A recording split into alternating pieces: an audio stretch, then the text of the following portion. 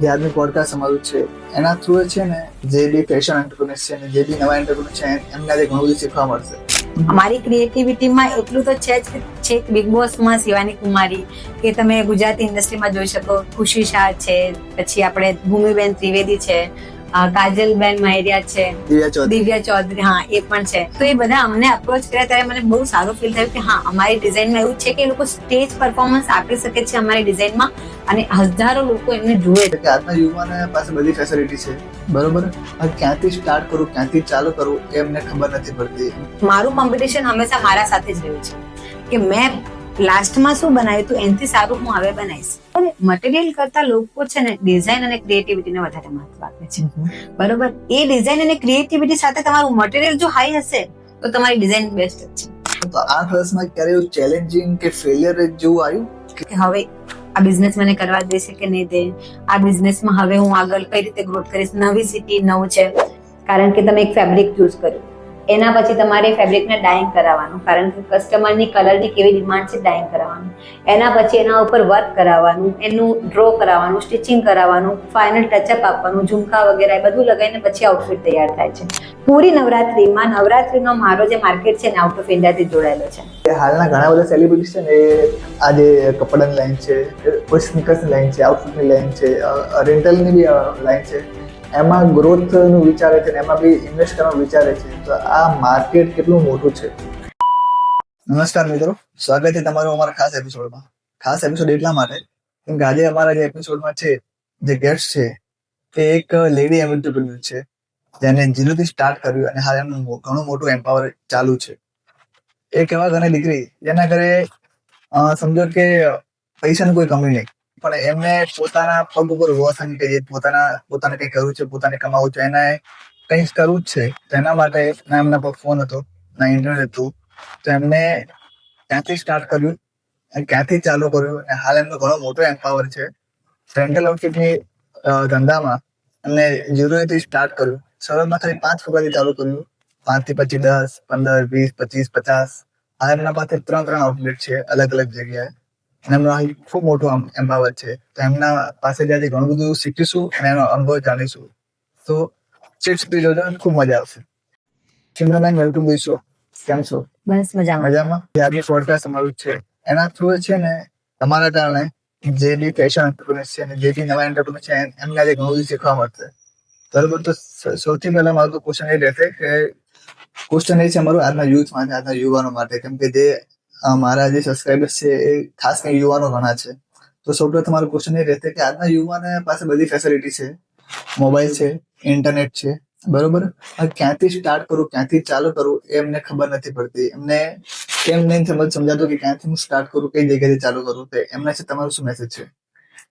એમના માટે મારો એ મેસેજ છે કે આજના યુવાનો પાસે કેટલી બધી ફેસિલિટીઝ છે, internet, phone, chat GPT, Gemini, કેટલા બધા ઓપ્શન્સ છે. ત્યારે મેં આ ફિલ્ડમાં આવી હતી અને મેં આ ફિલ્ડમાં સ્ટાર્ટ કર્યું હતું ને ત્યારે મારી પાસે ફોન પણ નતો કે ઇન્ટરનેટ પણ નતું, કારણ કે હું જે ઘરથી છું ને ત્યાં ફોન, ફેસબુક, ઇન્સ્ટાગ્રામ ત્યારે કોઈ અલાઉડ નતું કરતું. જ્યારે કોઈ તમને એલું નથી. હા, ઘરે મોટા પપ્પા કોઈ અલાઉડ નતું કરતું, કારણ કે એમને એવું કે આપણી છોકરીના ફોટોઝ કે આપણી છોકરીનો ફેસ ઇન્ટરનેટ ઉપર જશે એટલે વાયરલ થઈ જશે અને લોકો એનો મિસયુઝ કરશે.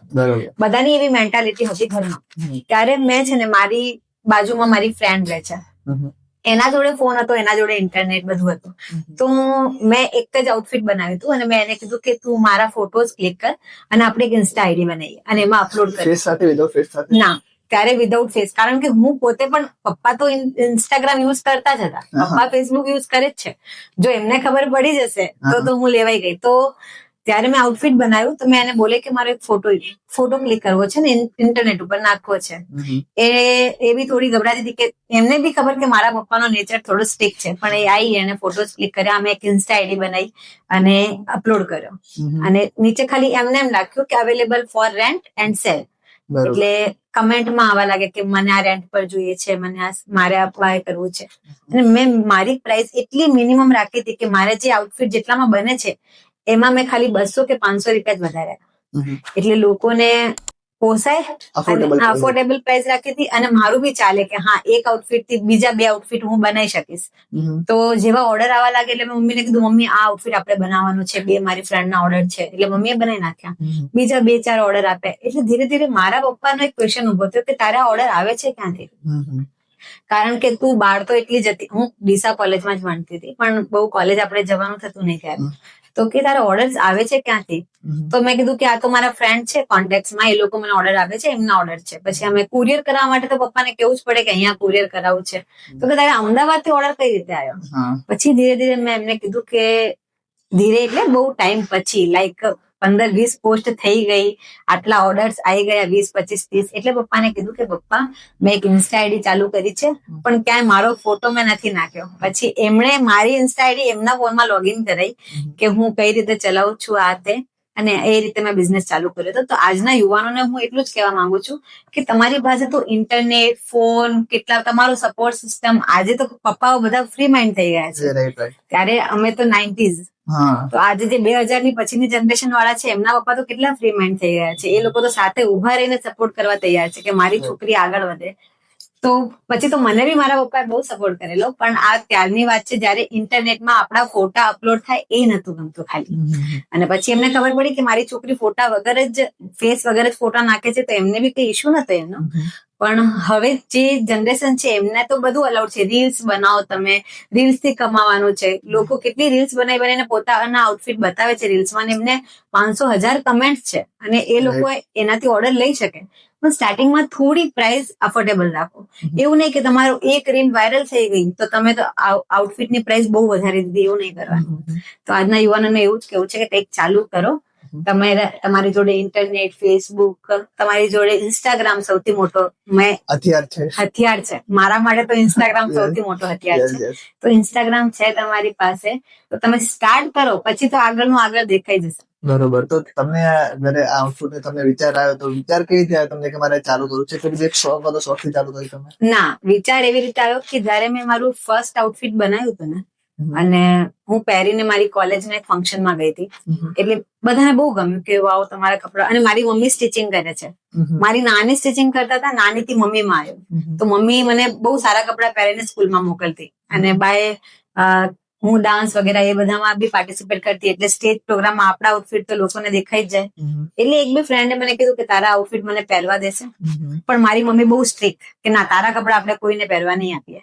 બરોબર. તો પછી એક છોકરીએ મને કીધું, મમ્મીએ કીધું એને ફોન કરીને તું ના પાડી દે કે હું મારા કપડા તને પહેરવા નહીં આપું, મારી મમ્મી ના પાડે છે.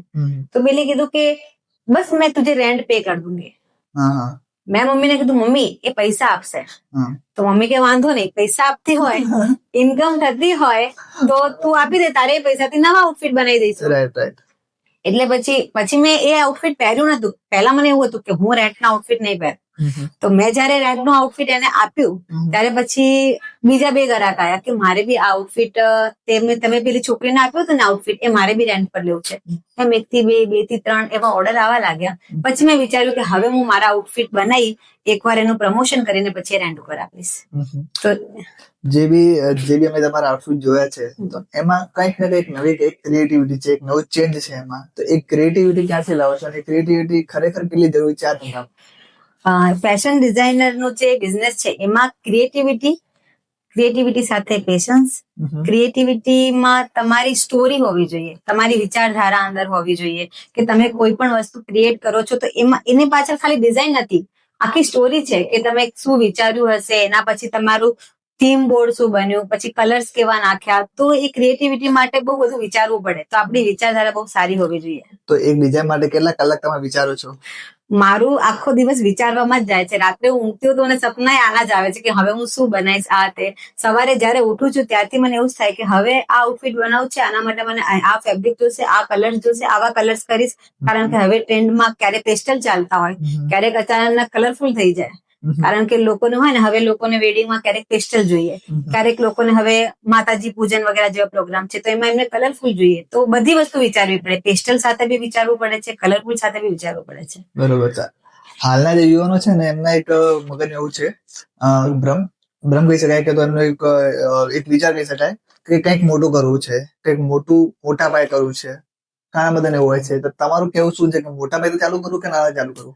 મારું કેવું તો એવું છે, સપના મોટા પાયાના રાખો પણ ચાલુ નાના પાયાથી કરો, તો જ મોટા પાયા સુધી પહોંચી શકશો. બરોબર. કારણ કે મેં ચાલુ કર્યું હતું ત્યારે તો બહુ નાના પાયાથી ચાલુ કર્યું હતું. લાઈક એક જ ઘરમાં એક ઉપર રૂમ હતો.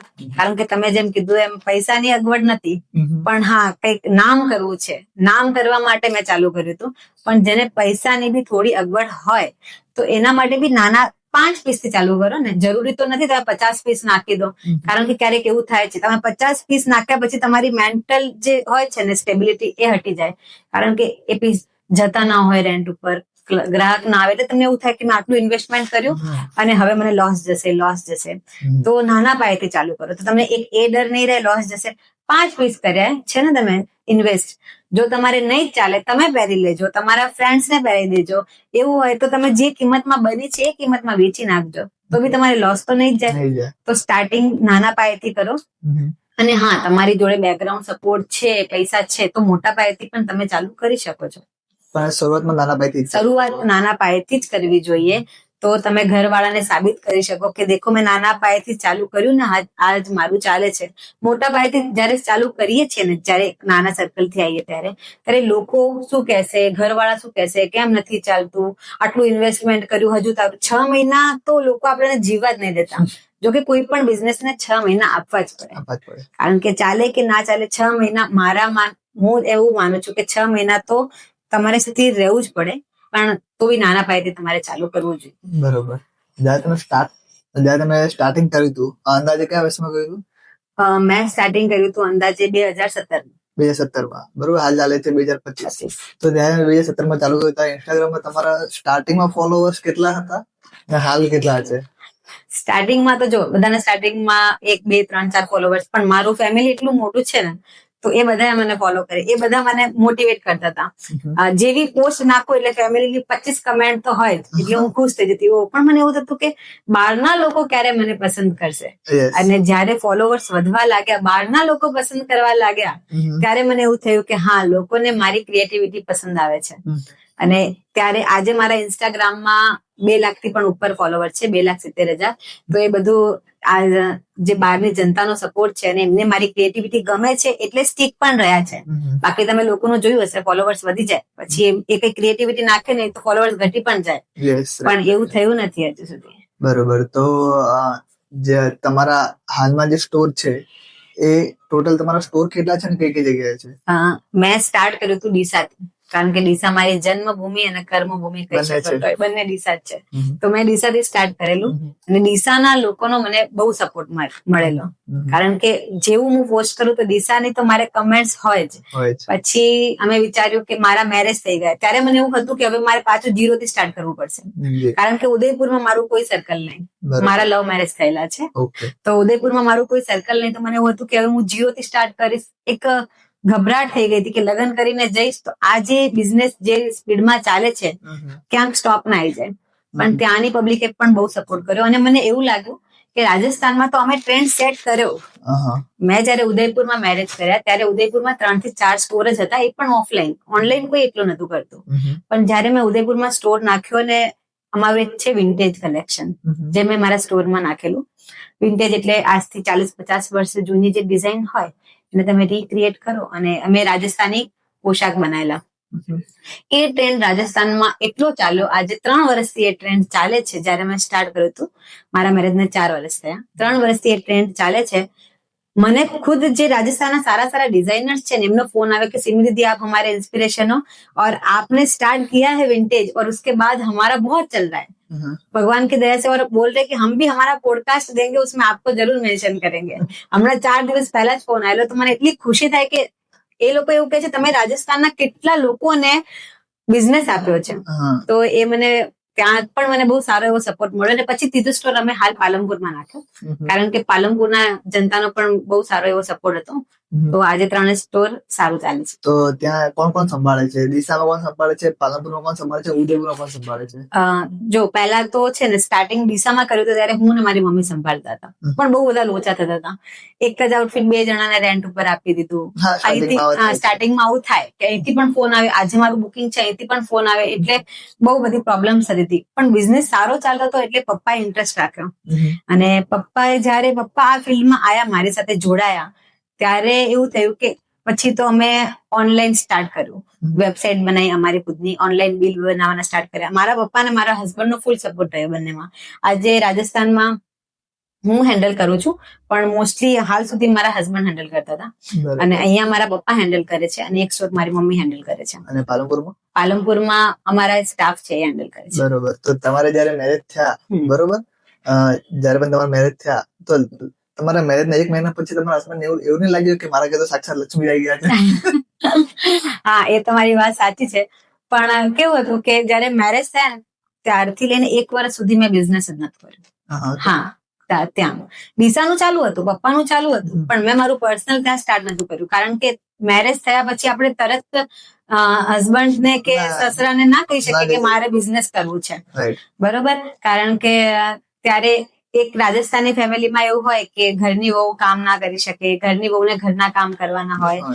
પણ આ વાત મારા હસબન્ડ ને મારા સસરા બંને સમજાય કે ના, તારું બિઝનેસ આટલું સારું ચાલે છે તો આપણે એને સપોર્ટ કરીશું. અને પછી તમે કોઈ એમ ધીરે ધીરે એમને ફીલ થવા લાગ્યું કે હા, સાક્ષાત લક્ષ્મીજી આવી ગયા ઘરે. બરોબર. તો જયારે ફર્સ્ટ વાર મને ખબર છે કે તમારા જે તમારા કપડા છે, મોટા મોટા સેલિબ્રિટીઝ પણ હવે તમને એપ્રોચ કરે છે. ગુજરાતી ઇન્ડસ્ટ્રીને કહી દઈએ કે બોલિવૂડ ને કહી દઈએ, શિવાની કુમારી જે બિગ બોસમાં ગઈ હતી, બી તમારા આઉટફિટ પહેર્યા હતા. બીજા ઘણા બધા સેલિબ્રિટીઝ છે જે તમારા આઉટફિટ પહેરે છે. તો જયારે કોઈ ફર્સ્ટ સેલિબ્રિટી તમને એપ્રોચ કર્યો હતો ત્યારે તમારી ફિલિંગ કેવી હતી? ફર્સ્ટ જયારે સેલિબ્રિટી મને અપ્રોચ કર્યો તો ત્યારે મને એવું ફીલ થયું કે હું ખુદ સેલિબ્રિટી જ છું. કારણ કે કોઈ સેલિબ્રિટીએ મને સામેથી મેસેજ કર્યો. અમે તો એપ્રોચ કરતા હોઈએ કોઈ સેલિબ્રિટીને કે તમે કોલાબરેશન કરશો, પણ એ લોકો ના પાડે. કારણ કે એ લોકો કોલાબરેશન ના ચાર્જ લેતા હોય અને આપણી પાસે જયારે સ્ટાર્ટઅપ કરીએ ત્યારે એટલું ચાર્જ ના હોય કે આપણે સેલિબ્રિટીને ચાર્જ પે કરીને કોલાબ કરીએ. પણ જયારે એ લોકો એપ્રોચ કરે એટલે એવું ફીલ થયું કે વાવ, અમારી ડિઝાઇનમાં કંઈક તો એવી વાત છે જ, અમારી ક્રિએટિવિટીમાં એટલું તો છે જ કે છે. બિગ બોસમાં શિવાની કુમારી, કે તમે ગુજરાતી ઇન્ડસ્ટ્રીમાં જોઈ શકો ખુશી શાહ છે, પછી આપણે ભૂમિબેન ત્રિવેદી છે, કાજલબેન માહેરિયા છે, દિવ્યા ચૌધરી, હા એ પણ છે. તો એ બધા અમને અપ્રોચ કર્યા ત્યારે મને બહુ સારું ફીલ થયું કે હા, અમારી ડિઝાઇનમાં એવું છે કે એ લોકો સ્ટેજ પરફોર્મન્સ આપી શકે છે અમારી ડિઝાઇનમાં, અને હજારો લોકો એમને જુએ છે, એ પણ મારી ડિઝાઇનમાં. લોકો એમને કમેન્ટ કરતા હશે કે આઉટફિટ ક્યાંથી છે, અમારો રેફરન્સ આપતા હશે. એ રીતે જ ફોલોવર્સ બી એ રીતે જ વધે કે તમે કોઈ સેલિબ્રિટીને કપડા આપો, પણ કોઈ સેલિબ્રિટી સામેથી માંગે અને ત્યારે આખી ફિલિંગ અલગ જ હોય. અને ક્યારેક ક્યારેક એવું થાય ક્યારે પોસ્ટ કરશે, આખી રાત ઊંઘ ના આવે કે મેં આઉટફિટ આપ્યું છે, એમની પોસ્ટ ક્યારે આવશે. અને જયારે પોસ્ટ આવે ત્યારે બહુ સારું થઈ જાય છે. બરોબર. સેલિબ્રિટી મને એક વાતમાં યાદ આવી કે હાલના ઘણા બધા સેલિબ્રિટી છે ને, આજે કપડાની લાઈન છે, કોઈ સ્નીકર્સની લાઈન છે, આઉટફિટની લાઈન છે, રેન્ટલની બી લાઈન છે, એમાં ગ્રોથ નું વિચારે છે ને એમાં બી ઇન્વેસ્ટ કરવાનું વિચારે છે. તો આ માર્કેટ કેટલું મોટું છે? આ જે ક્લોથિંગ બ્રાન્ડ છે ને એ માર્કેટ બહુ, એટલે સૌથી વધારે મોટું મને એનું માર્કેટ લાગે છે. કારણ કે જો કેઝ્યુઅલ વેરમાં બી એના કપડા જોઈએ, પછી કોઈ બ્રાઇડલ હોય એમને બી ડ્રેસની નીડ પડે છે, પછી તમે કોઈ રેમ્પ વોક હોય, તમારા કોઈ સ્ટેજ પ્રોગ્રામ હોય, તમે કોઈ ફિલ્મમાં કામ કરો કે સિરિયલમાં કામ કરો, બધામાં કપડા સૌથી મેઇન ઇમ્પોર્ટન્ટ રોલ ભજવે છે એવું મને લાગે છે. કારણ કે તમારું બધું સારું હશે, મેકઅપ વગેરે બધું સારું હશે, તમારી સ્ટાઇલ બધું સારું હશે, પણ કપડા સારા નહીં હોય તો લોકો કહેશે ના, આનું ડ્રેસિંગ સેન્સ નથી સારું. એટલે સેલિબ્રિટીને તો આમાં જોડાવું એટલે જ છે કેમ કે એમને બી દેખાય છે, એ રોજે જે કપડા પહેરે છે, એમને દરેક ફંક્શનમાં નવા કપડા જોઈએ છે. અને નવા કપડા જયારે બધાને દરેક ફંક્શનમાં જોતા હોય તો કેટલું મોટું માર્કેટ છે, તમે વિચારી શકો છો. આજે અમે રેન્ટનું ખાલી કરીએ છીએ ને, એમાં કોઈ ઘરનું ઓપનિંગ હોય તો રેન્ટ પર કપડા લઈ જાય, બાબાની ઢૂંઢ હોય તો રેન્ટ પર કપડા લઈ જાય, પછી એમને ક્યાંક પ્રી વેડિંગ કરાવવા જવું હોય તો રેન્ટ પર કપડા જાય, રિસેપ્શન, વેડિંગ, માતાજી પૂજન, બધા ફંક્શનમાં કપડાની નીડ પડે છે. એટલે આ માર્કેટ બહુ મોટું છે. બરોબર. તમને ધંધો ચાલુ કરીને, બિઝનેસ ચાલુ કરીને 8 વર્ષ થઈ ગયા છે. તો 8 વર્ષમાં ક્યારે એવું ચેલેન્જિંગ કે ફેલિયર જેવું આવ્યું કે આમાં ચેલેન્જિંગ છે, સમજો કે કસ્ટમર નહીં આવતા, કે ફેલિયર આવી ગયું છે, કંઈક ક્યારે થયું? 8 વર્ષમાં? 8 વર્ષમાં જો એક સ્ટાર્ટિંગ નો ફેઝ એવો હતો કે ત્યારે એવું હતું કે ક્યારેક ઓર્ડર કેન્સલ પણ થઈ જતા. ઓર્ડર આપ્યો છે પણ આપણે સ્ટાર્ટિંગમાં એવું ના હોય કે 10,000 નો આઉટફિટ છે તો તમે અમને 10,000 આપી દો. આપણે એડવાન્સ લીધા 500 રૂપિયા કે 1,000 રૂપિયા, સ્ટાર્ટિંગ ની વાત કરું છું. તો હવે 500,000 માં એમનું મૂડ બદલાઈ જાય કસ્ટમરનો. એમને એવું થાય 500 જ જશે ને પણ મારે 10,000 નો ઓર્ડર કેન્સલ કરી દેવો છે. અમે આઉટફિટ બનાવી નાખ્યું છે, પછી કેન્સલ કરી દે એટલે એવું થાય કે હવે આઉટફિટ એમની સાઈઝ નું બનાવેલું કોને આપશો, શું થશે આ તે. ત્યારે એવું થતું. પછી જયારે મેરેજ થયા ત્યારે ચેલેન્જિંગ ટાઈમ આવ્યો કે હવે આ બિઝનેસ મને કરવા દેશે કે નહીં દે, આ બિઝનેસમાં હવે હું આગળ કઈ રીતે ગ્રોથ કરીશ, નવી સિટી, નવું છે. પછી જયારે મારી પ્રેગ્નન્સી પીરિયડ આવ્યો 1 વર્ષનો, ત્યારે ના મેં શૂટ કર્યું. હું મારી આઈડીમાં હું જાતે શૂટ કરું છું, જાતે જ ફ્રેમમાં તમે જાઓ? ફ્રેમમાં હું જાઉં છું. અને જયારે મેં ફ્રેમમાં બીજા લોકોને લાવવાનું સ્ટાર્ટ કર્યું તો મને પણ થોડું ડાઉન ફીલ થવા લાગ્યું. અને જે મારી જનતા હતી એ પણ કહેવા લાગી સિમી દીદી આપ કબ आओगे ફ્રેમ में. તો જયારે મારી પ્રેગ્નન્સીનો 1 વર્ષ હતો ત્યારે ના હું માર્કેટ જઈ શકી, કારણ કે થોડું ક્રિટિકલ પ્રેગ્નન્સી હતી મારી. તો ના માર્કેટ જઈ શકી, ના હું, કારણ કે ફેબ્રિક કેવું છે તમે ફોટોઝ થી જોઈ લો પણ તમે જ્યાં સુધી એને ટચ ના કરો, જ્યાં સુધી તમે ફીલ ના કરો ત્યાં સુધી તમને મજા ના આવે. અને જો જે ફેબ્રિકમાં આપણને કમ્ફર્ટ ના થતું હોય તો કસ્ટમરને પણ કમ્ફર્ટ ફીલ નથી થવાનું. અને એવું નથી કે ડિઝાઇન કરી એટલે કંઈ પણ ડિઝાઇન કરીને આપી દીધું. કસ્ટમરને કમ્ફર્ટ હોવું એ મેઇન વાત છે. એટલે જયારે મેં ચાલુ કર્યું અને જયારે મારી પ્રેગ્નન્સી પીરિયડ આવ્યો ત્યારે મને એવું ફીલ થયું, ડાઉન ફેસ આવ્યું. પણ મેં એ ટાઈમે હાર નથી માની. મને એવું થતું કે મેં મારા સપના યાદ કર્યા કે મારે ક્યાં સુધી પહોંચવાનું છે અને મેં કેવી જગ્યાથી સ્ટાર્ટ કર્યું છે.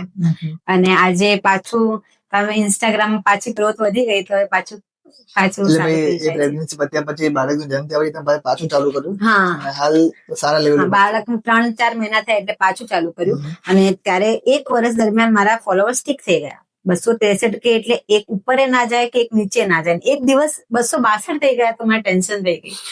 મને એવું થઈ ગયું કે ભાઈ હું નથી ને હવે મારું બિઝનેસ ડાઉન થઈ જશે આ તે. પણ મારા જે સપોર્ટ સિસ્ટમ હતી અને જે મારા ફ્રેન્ડ્સ વગેરે, મારા ફેમિલી મેમ્બર બહુ સપોર્ટ કર્યો અને આજે પાછા 270 કે પાછા થવા આવ્યા. બરોબર. હા, તો અગેન કે એક ક્વેશ્ચન આમ છે કે હાલની તારીખમાં શું ટ્રેન્ડિંગ ચાલે છે, હાલની કયું મટીરિયલ વખણાય છે, કયું ફેબ્રિક વખણાય છે, બરોબર? તો એમનું મટીરિયલ કેવું હશે અને પ્લસ કે એમના ક્રિએટિવિટી એમાં શું હશે એ કેવી રીતે ખબર પડે? હાલની તારીખમાં હવે કેવું થઈ ગયું છે ખબર, મટીરિયલ કરતા લોકો છે ને ડિઝાઇન અને ક્રિએટિવિટીને વધારે મહત્વ આપે છે.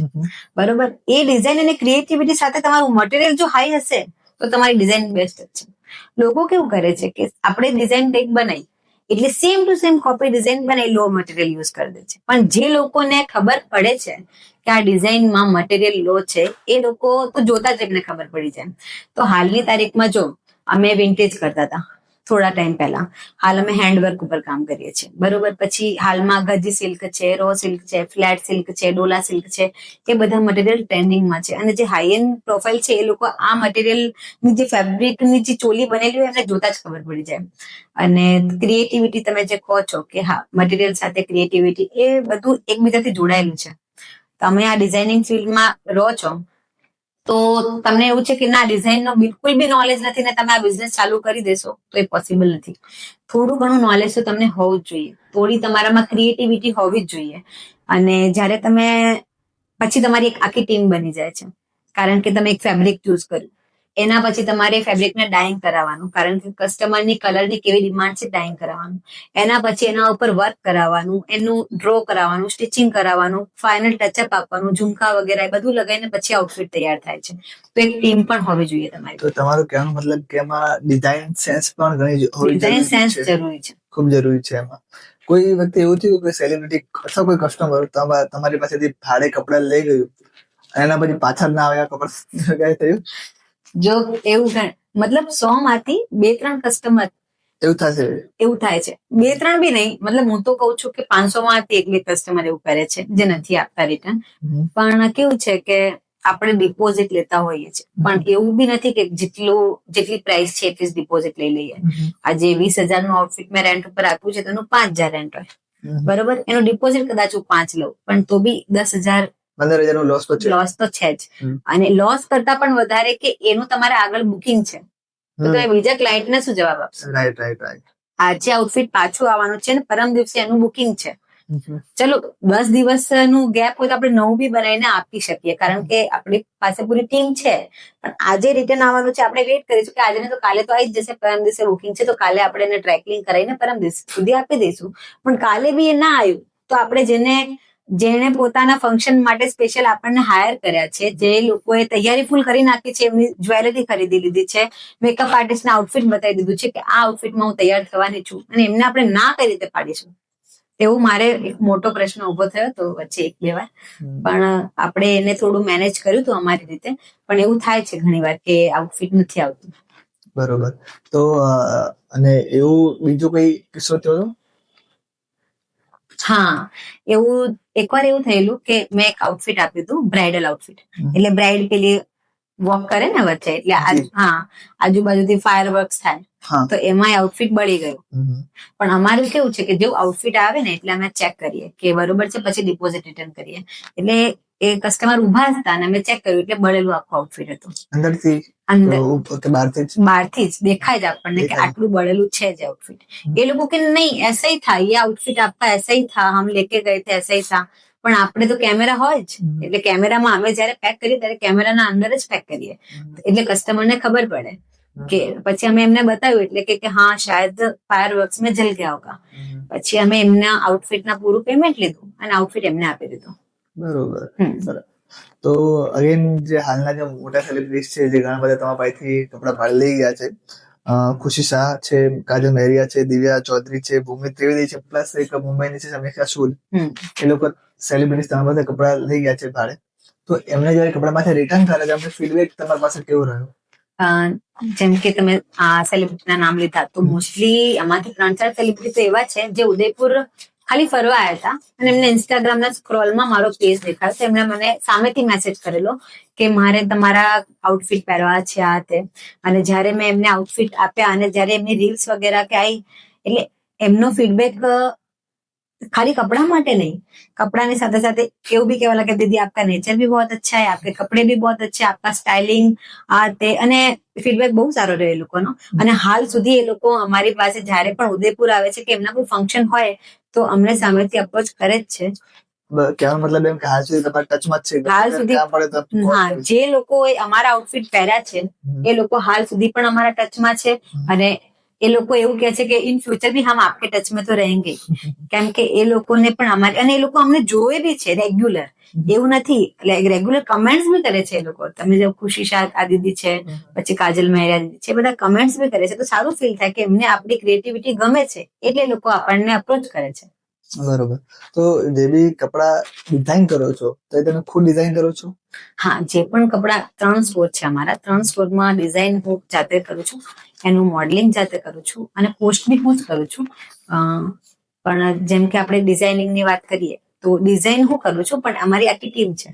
ડિઝાઇન કરો છો તો કોમ્પ્યુટર પર કરો છો, સ્કેચ બનાવીને કરો છો કે પછી કેવી રીતે કરો છો? હા, એકચ્યુઅલી મેં છે ને પહેલા હું ડિઝાઇન કરતી હતી ને ત્યારે મને આટલો નોલેજ નતો, કારણ કે મને ખાલી મારી ક્રિએટિવિટી હતી, પણ મેં ડિઝાઇનિંગનો કોઈ કોર્સ નતો કરેલો.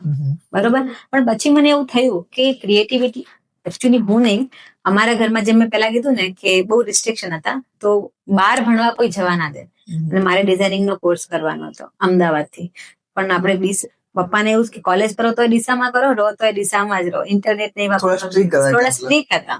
તો પછી બધાએ પપ્પાને કીધું કે તમારી છોકરી આટલું સારું ફોલોવર્સ થઈ ગયા છે. ત્યારે હું જયારે બહાર ભણવા ગઈ ને ત્યારે 50K ફોલોવર્સ હતા. તો કે આટલા સારા ફોલોવર્સ થઈ ગયા, આટલું સારું ડિઝાઇન કરે છે, તો એને એક મોકો તો આપો કરવાનો. પછી હું અમદાવાદ ગઈ, ત્યાં મેં ડિઝાઇનિંગનો કોર્સ કર્યો. પછી મને ખબર પડી કે ડિઝાઇનિંગ માટે ખાલી તમારી ક્રિએટિવિટી કે તમે મગજમાં વિચારી લીધું આ ડિઝાઇન બની જશે એવું નથી. તમારે સ્કેચ કરવું પડે, તમારે કોમ્પ્યુટર પર ડિઝાઇન કરવી પડે, ક્યારેક એમાં કસ્ટમરને બતાવવા, તમારે એમાં કલર ફિલ કરીને બતાવવું પડે કે આ ડિઝાઇન આ કલર થયા પછી આવી લાગશે. એટલે હવે એ આખા પ્રોસેસથી કરીએ છીએ, તો હવે સારો રિસ્પોન્સ આવે છે. એટલે જે લોકોને ઇન્ટરેસ્ટ હોય ડિઝાઇનિંગમાં એમને એકવાર કોર્સ તો કરવો જ જોઈએ. બરોબર. તો જે બી કપડા તમે કસ્ટમર્સને ભાડે આપો છો એ કેટલા હદ સુધી અફોર્ડેબલ હોય છે? એકચ્યુઅલી બંને રેન્જ છે અમારી પાસે. બરોબર. સ્ટાર્ટિંગ છે અમારું 1500-2000 થી, અને અમારો એન્ડ છે 10,000 સુધીમાં ભાડે આપીએ છીએ. પણ કેવું હોય કે અફોર્ડેબલ તો જેમ કે હાઈ એન્ડ પ્રોડક્ટ હશે તો એની હાઈ પ્રાઇસ હશે, થોડી લો કેટેગરીના હશે તો એની લો પ્રાઇસ હશે, પણ એવું નથી કે જેટલામાં બને એટલામાં જ ભાડે આપી દઈએ છીએ. અમે એનું 4th રેન્ટ લેતા હોઈએ છીએ. તો તમારું મોંઘું આઉટફિટ તમારું કેટલા સુધીનું બનેલું હોય છે તમારું? અમારું મોંઘામાં મોંઘું આઉટફિટ અમે 2-3 એવા બનાવેલા છે, જે અમે બાયબેક સિસ્ટમ, તમને ખબર હશે જી. કે બાયબેક એટલે તમારા મેરેજ છે, તમારી વાઈફ માટે તમારે આઉટફિટ બનાવવું છે, પણ કેવું કે ફર્સ્ટ તમારી વાઈફ જ પહેરે. તમે અમારી જોડેથી આઉટફિટ ખરીદ્યું અને પાછું અમને સેલ કર્યું, એ કન્ડિશન ઉપર આપણે એમને બાયબેકમાં બનાવી આપીએ. તો એવું મેં એક ક્લાયન્ટ માટે 1,20,000 નું આઉટફિટ બનાવ્યું હતું બાયબેકમાં, 60,000 માં એમને મને રિટર્ન કરી નાખ્યું. તો એ રીતે બાયબેકમાં બનાવેલું છે 2-3 આઉટફિટ એવા, 1,00,000, 1,20,000 એ ટાઈપમાં. અને બાકી આપણી રેન્જ છે બનાવીએ છીએ 20,000 થી 30,000. બરોબર. તો તમે કેટલા દિવસ સુધી ભાડે આપો છો એ લોકોને, જે બી કસ્ટમરને આપો છો? કસ્ટમરને અમે ભાડે આપીએ છીએ 3 દિવસ માટે. આજે તમારી પાસે પહોંચે, કાલે તમારે પહેરવાનું, પરમ દિવસે તમારે રિટર્ન કરી દેવાનું. બરોબર. તો જેટલું બી તમારો બિઝનેસ થાય છે ઓનલાઈન કે ઓફલાઈન, તો ઓનલાઈન તમારો કેટલો બિઝનેસ થાય છે અને ઓફલાઈન કેટલો બિઝનેસ થાય છે, બંનેમાં કેટલું ડિફરન્સ રહેશે? જો મને છે ને સ્ટાર્ટિંગ થી ઓનલાઈનમાં વધારે રિસ્પોન્સ મળેલો છે. હાલ બી હું કહેવા જાઉં ને તો ઓનલાઈનમાં અમારું 70% છે અને ઓફલાઈનમાં 30%.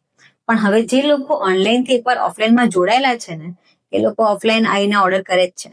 એટલે ઓનલાઈન થી ઓફલાઈન ની ગ્રોથ વધી છે. બરોબર. તો હાલના જે બી તમારું માર્કેટ છે એમાં ઘણા બધા કોમ્પિટિશન આવી ગયા છે, કેમ કે જયારે તમે ચાલુ હતો ત્યારે કોઈ નતું, હાલ ઘણા બધા છે. ડીસા કહી દઈએ, પાલનપુર કહી દઈએ અને ઉદયપુર કહી દઈએ, બરોબર. એમાં નવા રોજ એક કોમ્પિટિશન રોજ નવું ઊભું થાય છે. તો તમે તમારી ઓળખ અલગ કેવી રીતે રાખો છો એમાં? જો હમણાં તમારી વાત સાચી છે, કોમ્પિટિશન એટલું વધી ગયું છે ને, જેમ કારણ કે શું છે કે ઘણા લોકો એવા છે કે એકદમ લો થી લો પ્રાઇસમાં આપતા હોય છે હા આઉટફિટ, અને ઘણા બધા ચેલેન્જ અદર આવતા હશે. એમાં કેવું થાય કે આપણે જે ડિઝાઇન નીકળે ને, એટલે એની સેમ કોપી ડિઝાઇન કરી દે લો, જે આપણા કોમ્પિટિટર છે, એની પ્રાઇસ કરી દે લો, ફેબ્રિક લો, ક્વોલિટી લો, આપણે ફ્લેર ઘેર આપીએ 9-10 મીટર, એ લોકો 5 મીટર. દેખાવામાં સેમ લાગે, તમને ડમીને પહેરાવે એટલે ડમીમાં બંનેમાં કેન સ્કર્ટ નાખીને પહેરાવે, દેખાવામાં સેમ લાગે, પણ એની ક્વોલિટી, ફેબ્રિક ક્વોલિટી, અમે ગજ સિલ્ક વાપરીશું તો એ લોકો વાપરશે સાદું સિલ્ક. ગજ સિલ્ક 200 ને 250 રૂપિયા મીટર હોય છે, સાદું સિલ્ક 70 રૂપિયા મીટર. બરોબર. એમ તમને ખાલી ડિફરન્સ સમજાવું છું, બરોબર. પછી અમે 5 લેસ નાખી છે, 4 લેસ નાખશે, 1 લેસ નું આમાં બી ઘટી ગયું. અમે રિયલ વિન્ટેજ નાખીશું, એ લોકો આર્ટિફિશિયલ વિન્ટેજ નાખશે. એ કરીને ક્વોલિટી ડાઉન કરે અને પછી એને ઓછી રેન્જમાં આપે. પણ કસ્ટમરને કેવું છે આજે કે હા, એ સેમ ટુ સેમ આઉટફિટ આપણને મળી ગયું ને ઓછી રેન્જમાં, તો આપણે પહેરી લઈએ. પણ જે અમારા સાથે જોડાયેલા કસ્ટમર છે, જેમને ક્વોલિટીની ખબર પડે છે, એ લોકોને જોતા જ ખબર પડી જાય કે દીદી એ આર્ટિફિશિયલ મેં, એ રિયલ મેં. એ મારે હવે સમજાવવાની બી જરૂર નથી પડતી, એ લોકોને જાતે જ ખબર પડી જાય છે. તો એ જયારે આઉટફિટ જયારે પહેરે છે તો કમ્ફર્ટેબલ રહે છે કે નહીં રહે છે, એમાં બી એમને ખબર પડે? હા, એ પણ કમ્ફર્ટ બી તો હોવું જોઈએ. જેમ કે અમે આઉટફિટ બનાવીએ તો અંદર પૂરું ઇન્ટરલોક વગેરે કરેલું બધું કમ્પ્લીટ હોય છે. અમુક લોકો જે આઉટફિટ બનાવે છે એમાં એકદમ રફ સિલાઈ, જે અમે સ્ટિચિંગ ચાર્જ 2,500-3,000 આપતો, એ 500-1000 માં સીવડાઈને બી પહેરે છે.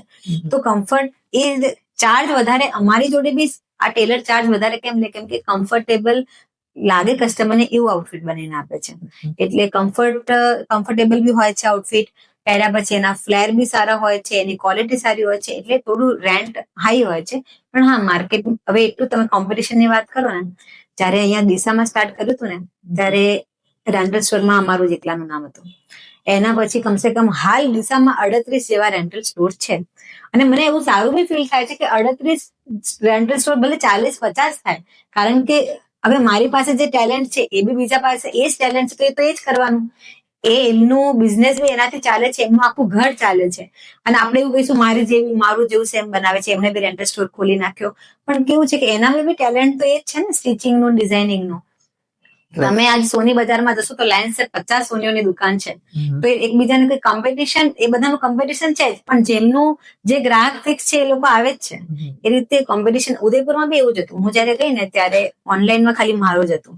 પછી એના પછી ઉદયપુરમાં 40-50 રેન્ટલ સ્ટોર ચાલુ થઈ ગયા. એટલે બધાએ પ્રાઇસ પોતાની ડાઉન કરી નાખી, પણ અમે અમારી પ્રાઇસ એઝ ઇટ ઇઝ રાખી છે અને કસ્ટમર અમારી પાસે લઈ જ જાય છે. બરોબર. તો જયારે સમજી લો કે તમારા મેરેજ થયા અને પછી તમારું બેબી થયું, બરોબર, તો કેટલું ચેલેન્જ રહે છે બેબીને હેન્ડલ કરવું, હસબન્ડને હેન્ડલ કરવું, ઘરને હેન્ડલ કરવું, પ્લસ શૂટ કરવું, એડિટ કરવું, પોસ્ટ કરવી, અને શું કહેવાય કે અને તમારું જે ધંધો છે એને ચલાવવું? જયારે મેરેજ થયા સૌથી વધારે મને મુશ્કેલી આ ટાઈમમાં જાય છે, જે તમે મને ગણાય ને, બેબીને હેન્ડલ કરવું, આ તે લોકોને એવું ફીલ થાય જયારે મારું એવું આ કેસ આવ્યો હતો ને એટલે ઘણા લોકોએ મને સપોર્ટ બી કરેલો, મારા સાથે જ પણ ઉભા રહેલા. ઘણા લોકોએ આપણને નીચે પાડવાનો બી ટ્રાય કર્યો, પણ મારું એવું માનવું છે કે આપણી લીટી લાંબી કરવાની, બીજાની લીટી ભૂંસવાની નહીં. બરોબર? તો ઘણા લોકો એવું કરતા હોય કે હા આ ઊભી છે તો આને આપણે પાડી દઈએ, પણ મારું કોમ્પિટિશન હંમેશા મારા સાથે જ રહ્યું છે કે મેં લાસ્ટમાં શું બનાવ્યું હતું એનાથી સારું હું હવે બનાવીશ. બીજાને જોઈને કે હવે આ આગળ વધી ગયો, ઘણા લોકો આગળ વધી બી જાય છે ત્યારે આપણે ઉભા રહીએ. આ ફિલ્ડ કેવી છે ખબર હે? સતત ભાગતા રહો.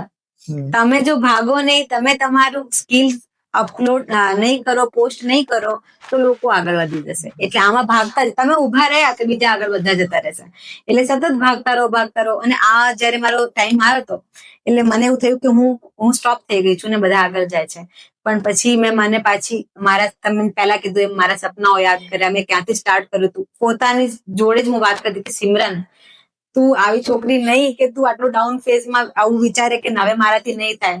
પછી પાછું મેં મારું શૂટ સ્ટાર્ટ કર્યું, કારણ કે પ્રેગ્નન્સી પછી તમારું બોડી બી ચેન્જ થઈ જાય, હાર્મોન્સ વગેરે, તમારા બેબીને રાખવાનું. અને એના માટે તમે મારા બ્લોગ બી જોઈ શકો છો.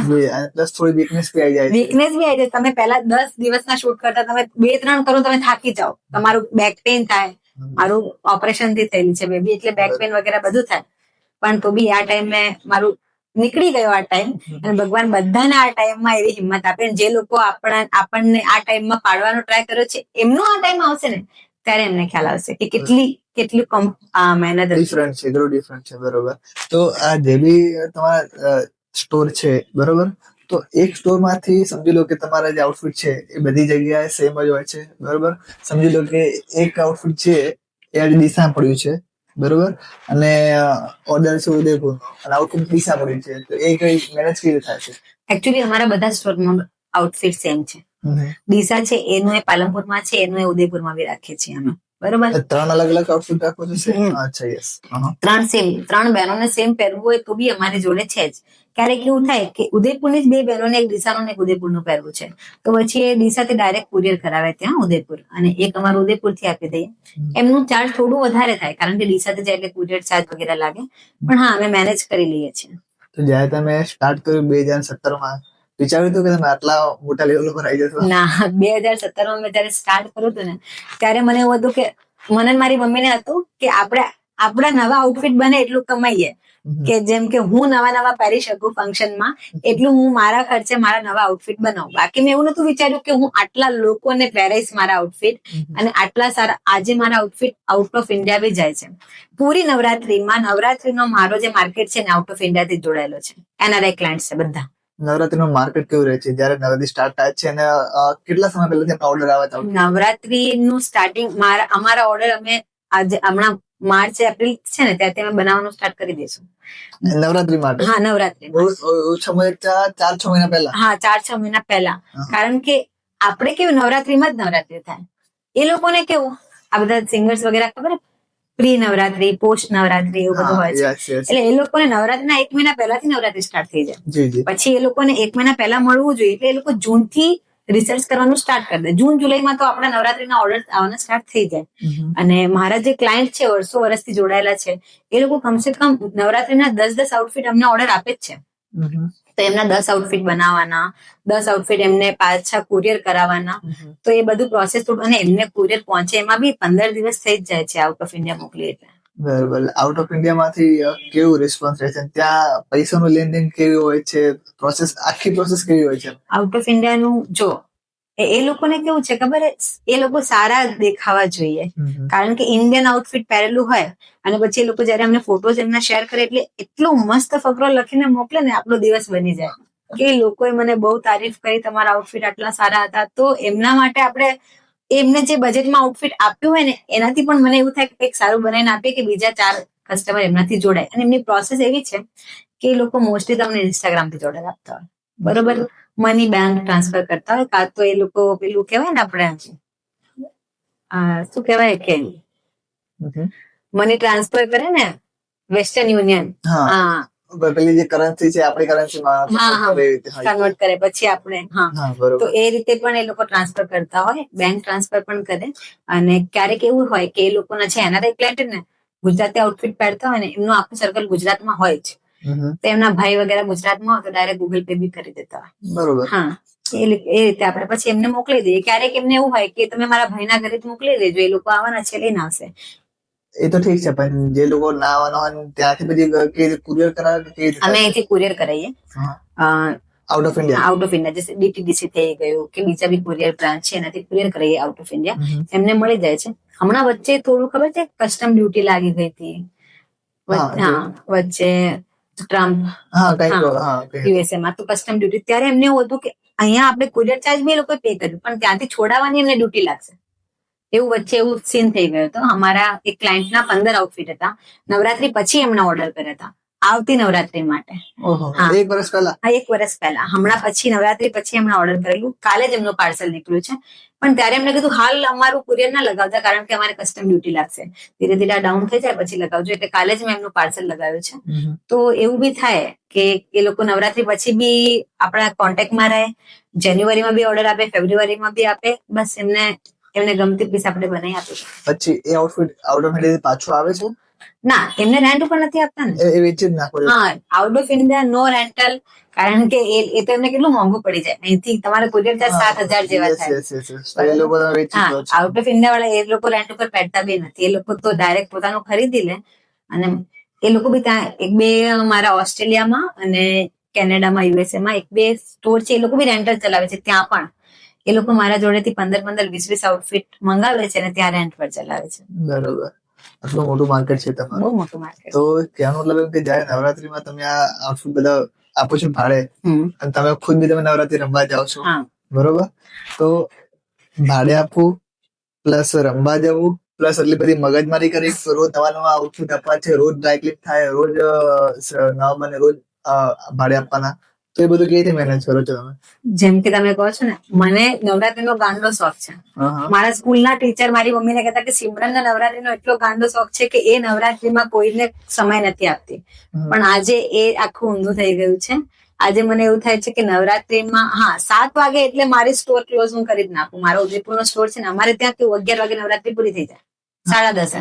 આપણે ડીસામાં તો 11 વાગે ચાલુ થાય, 4 વાગે ત્યાં 10:30 પૂરી થઈ જાય. એટલે 7 વાગતા જ મને પગમાં કઈક થવા લાગે કે હવે મારે તૈયાર થવાનું છે, મારે ગરબા રમવા જવાનું છે. અને કસ્ટમર આવે ને એટલે કસ્ટમર બીજા દિવસ માટે બુક કરાવવા આવે, પણ હું એમ જ કહું કે 7 વાગી ગયા છે, હવે મારે તૈયાર થવાનું છે. એના પહેલા એટલી ભાગમ ભાગો કે ક્યારેક તો હિંમત જ નહીં રહેતી તૈયાર થવાની. આતે પણ આખું અમારો સ્ટાફ છે હેન્ડલ કરી લે છે. અને પછી જે પણ પહેલા કેવું હતું કે હું મારી મમ્મી મને એકદમ ન્યુ આઉટફિટ કરાવતી, નવું મને ગમતું. હવે કેવું થાય કે બધા રેન્ટ પર જાય, પછી જે વસ્તુ હું પહેરી લઈશ. પેલા એવું હતું કે સૌથી સારું આઉટફિટ હશે એ જ હું પહેરીશ, પણ હવે ઠીક છે, કોમન થઈ ગયું છે, ખબર છે કે બધા પહેરે છે. તો હવે એવું પહેલા જેટલી બી રહે છે એવું નહીં રહે. હવે મેરેજ થઈ ગયા, બેબી થઈ ગઈ, એટલે હવે થોડા શોખ ઓછા થઈ જાય છે. તો જે આ બધી જે ડિઝાઇન છે, શરૂઆતમાં તમે કીધું કે તમારી મમ્મી સિલાઈ કરતી, તમારા ઘરથી બધું તો અમારા મમ્મી કરી હતી, તો હાલ બી તમારી મમ્મી કરે છે?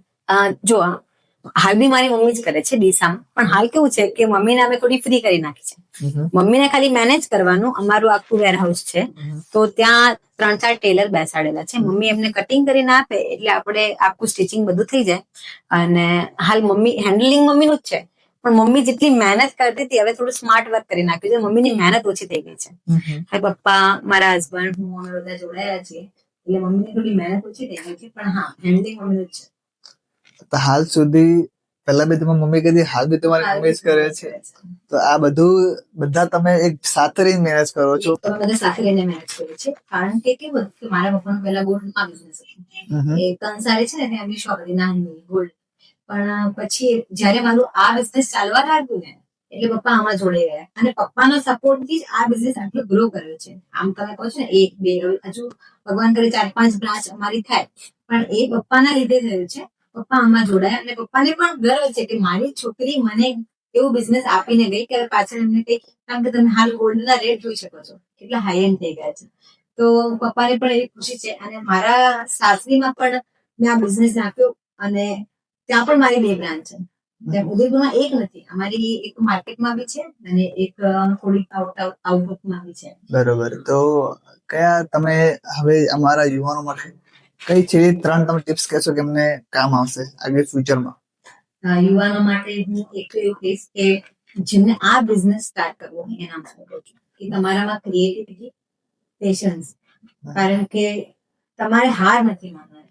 કારણ કે તમે ચાલુ કરો છો પછી એવું ના થવું જોઈએ કે મારો બિઝનેસ નથી ચાલતો. તો એક પેશન્સ હોવું બહુ જરૂરી છે. ક્રિએટિવિટી તમારી જરૂરી છે. અને થર્ડ કે જ્યારે તમે આ બિઝનેસમાં જોડાઈ જ ગયા છો, તમે આ બિઝનેસ તમારું સારું ચાલી જ ગયું છે, તેને કન્ટિન્યુ રાખો. પછી એવું ના થઈ જાય કે હવે થોડા ઓર્ડર્સ ઓછા થઈ ગયા છે તો હવે મારું ચાલશે કે નહીં ચાલે. પાછું ઘણી કે લોકો કેવું કરે ખબર છે, બિઝનેસ સ્ટાર્ટ કરે થોડું સારું ચાલે એટલે ખુશ થઈ જાય, પછી થોડું ડાઉન આવે એટલે પાછા નર્વસ થઈ જાય, પછી પાછું એમાં એ બીજું બિઝનેસ વિચારવા લાગે કે આનું ને આ કરીશ તો વધારે ચાલશે. એક સાથે બહુ બધા ઓપ્શન ના હોય જોઈએ મગજમાં. તમે એક ઉપર સ્ટીક રહો, તમે પેશન્સ રાખો, તમારી ક્રિએટિવિટી એમાં જેટલી કરી શકે એટલી કરો. અને તમારું બહુ મોટું ગ્રુપ ના હોય, બહુ મોટું સર્કલ ના હોય, જેમ કે બહુ મોટી ટીમ ના હોય તો તમે 1-2 જણથી સ્ટાર્ટ કરો, 2 ના 4 જોડો. તમે એક આઉટફિટ, જેમ કે એક આઉટફિટ મેં બનાવ્યું તો એ આઉટફિટ થી જ તમે કમાઓ, પછી 2 બનાવો, પછી 2 આઉટફિટ થી કમાઓ, 4 બનાવો, 4 થી કમાઈને 10 બનાવો. એ તમને કમાણી આપશે, પણ એના માટે તમારે સ્ટાર્ટ કરવું પડશે અને ધીરજ રાખવી પડશે. ધીરજ રાખવી પડશે, બહુ ધીરજ રાખવી પડશે.